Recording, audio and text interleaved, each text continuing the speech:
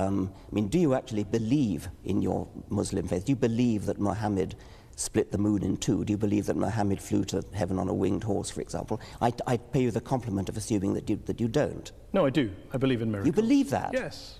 You believe that Muhammad went to heaven on a winged horse? Yes, I believe in God. I believe in miracles. I believe in revelation. I mean, the point here is that let's assume I'm wrong, Richard. I'm wrong. Let's assume I'm wrong. I'm wrong. I'm happy to concede that, Richard. I'm happy to concede it. I'm wrong. All religions are wrong. God does not exist. We're all mad. I care about what's true. I'm an educator. I'm a scientist. And I want people to understand the truth about the universe in which they live. That's what I care about. And I regard religion as a distraction, and in some cases a pernicious distraction from true education, which I love and value the way you value and love your God.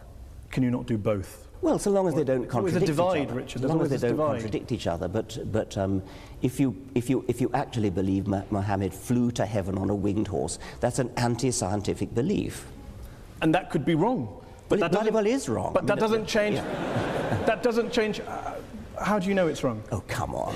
You're a man of the 21st century. No, I'm just asking. It comes back to my original question. The rational position is the agnostic. The rational position is the agnostic position. Why up there? The rational position. I didn't say up there. I didn't pick a place. Okay, you picked a place. Why would a winged horse be the way to get to heaven if it's not up there? I asked a question about. You asked about proof.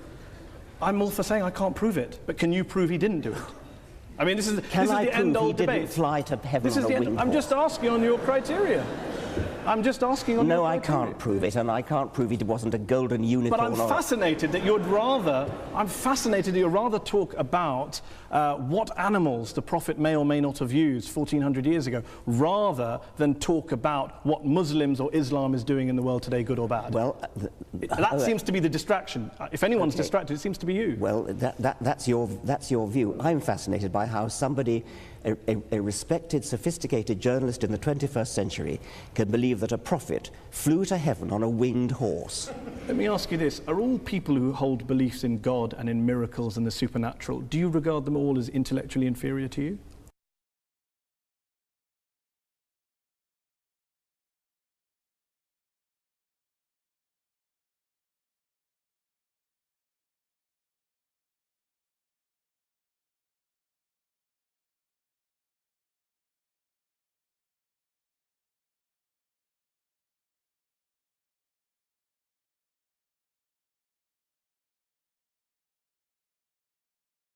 Teach the controversy rather than try and censor out the information that shows that evolution is questionable. Seriously, where did you study science? Well, see, that's the point. Scientists are now claiming that they're the only ones that can speak on this issue. It's almost like a religion in which only scientists are allowed to speak and teach on it, and to teach everyone else. And everyone else must believe what the scientists, what particular scientists say. Where is the evidence of evolution from one species to another species? The macroevolution. There's microevolution within a species, but not going from one species to another. Oh, really? If we had gone from that broad of an evolution, there should be overwhelming tons of material evidence, not just an isolated thing here and there. But again, there is not evidence. Almost every fossil you find is intermediate with something and something else. If that were the case, the Smithsonian Natural History Museum would be filled with these examples, but instead they're not. It is. I just told you about Australopithecus, Homo habilis, Homo erectus, Homo sapiens.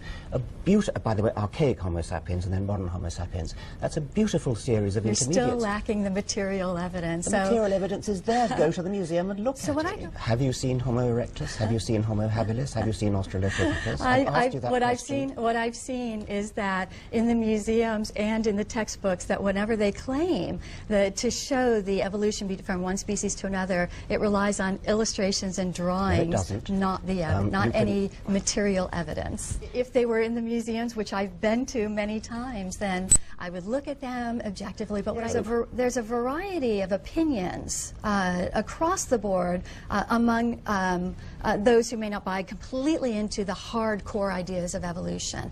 There are those who believe in different levels of evolution within creation, and that really shows kind of a creative independence within our movement that seems to be a bit lacking among those who believe in evolution and only evolution. And the ad hominem attacks to ad hominem attacks, ad hominem, it's the hardcore evolutionists that reject the idea of a creator that then pave the foundation for a very brutal society. Don't have good evidence of positive mutations being the ones that are then built on, because if they're a mutation, they're alone.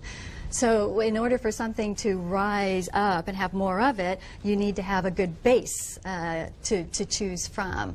I think it helps to show that people are using their critical factories, and so we don't need to deny any facts, because the facts end up bearing out our beliefs. If evolution had occurred, then surely, whether it's going from birds to mammals or even beyond that, surely there'd be at least one evidence. Massive amount of evidence. Show me the evidence. Show me the evidence. Show me the evidence. Right. Show me the evidence. Show me the evidence.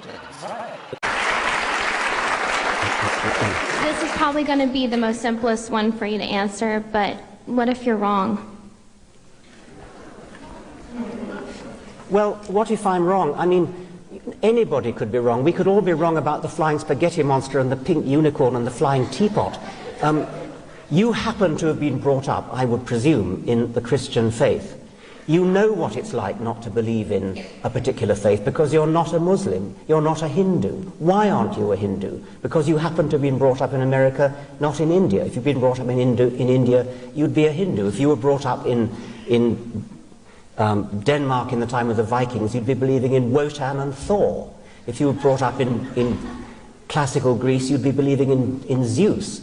If you were brought up in Central Africa, you'd be believing in the great Juju up the mountain. There's no particular reason to pick on the Judeo-Christian God in which, by the sheerest accident, you happen to have been brought up, and ask me the question, what if I'm wrong? What if you're wrong about the great Juju at the bottom of the sea?